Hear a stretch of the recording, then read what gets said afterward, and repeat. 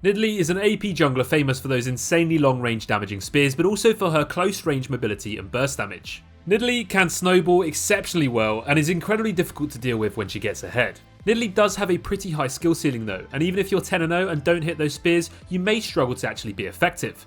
Nidalee is also very squishy, so one solid bit of crowd control and you'll easily get taken down. For your runes, you're going to want to go down the domination tree, opting for Dark Harvest as your main keystone. This is going to give you extra burst damage throughout all stages of the game, and it's really good when combined with your spears. Then fill the rest of the tree out for a bit more damage and healing. Sorcery is your best bet as your secondary option though. This is going to give you some ability haste and a bit more damage and movement in the river. For your skill order, you're definitely going to want to max your Q. It deals most of your damage in both of your forms, and it's definitely your main damaging ability. Follow that up with your E second, and finally your W to finish. So for your mythic items, you've actually got a few choices. Night Harvester is going to give you all the stats you need to get up and running, and also allows you to get into fights, kill your enemies, and then escape with its movement speed boost. Hextech Rocket Belt is also a great option though, as it gives you some extra burst and a bit more mobility. For some common options after that, you can get a Zhonya's Hourglass. This is going to give you an immunity which helps massively when diving into your enemies, and it also helps you buy time for those other cooldowns. Void Staff is going to help you out with some much needed penetration, allowing you to shred through even the tankiest of opponents. Horizon Focus works amazingly well with Nidalee, as she can proc it with her spear easily and then dive in to make use of that damage amplification. Rabadon's Death Cap is just going to round off your damage with a ton of ability power, and Lichbane actually gives you a little bit more burst and can be really good into those lower range matchups.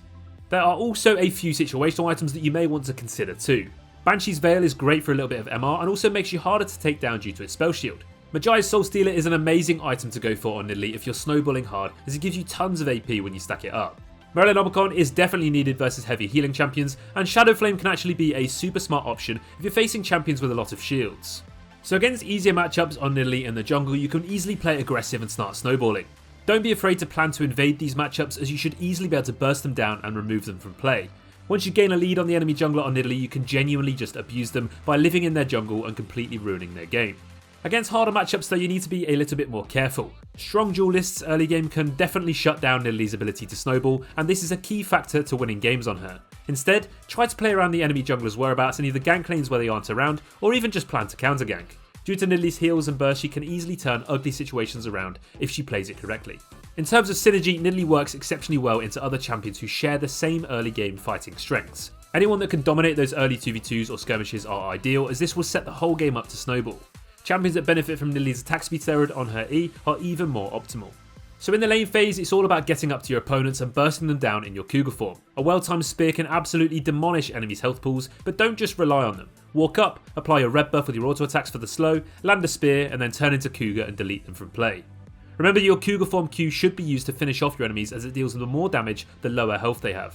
Try to set up your traps in areas where enemies may try to escape in a similar manner to that of a Shaco box. This way you can gain the extra range from your W and Cougar form and follow them when they flash away. As we mentioned earlier, don't be afraid to invade the enemy jungler and ruin their day. Nidalee has insane damage and can easily burst down those poor farming junglers with ease. For your jungle pathing, you can actually kind of do whatever you want, but we'd advise going buff, camp, buff, just to get those 2 buffs and gank as soon as possible. For example, on blue side you can go red buff, then gromp, then blue, and just gank as soon as possible. On red side you can basically do the same thing by swapping the buffs around, or alternatively, if you do want to get 4 or 5 camp clear, start on blue, then gromp, then wolves, then raptors, red, and then gank after that. Remember that the more camps you do, the slower you're going to get to those lanes, so if the enemy jungler is doing less than you, they're going to be there first. In team fights, you have a ton of versatility in how you approach them. You have spears to deal poke, you have tons of close range burst, and you also have peeling in your heal.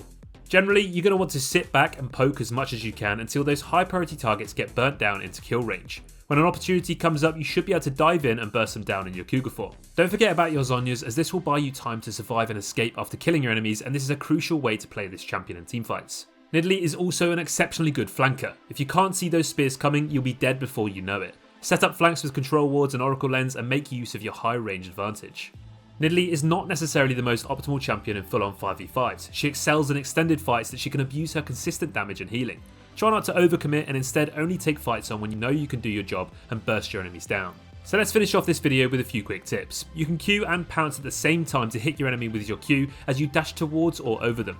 Your passive is huge and you should try and abuse it as much as you can. If you land your spear or your trap, it grants you 40% more damage on your Cougar Q and a longer range and a reset on your pounce. Your passive also grants you movement speed when in brushes, and even more so when running towards enemies' champions. All serious things to consider when hunting down your enemies. Thanks for checking out this short guide on Nidalee. We'll see you next time. Take care.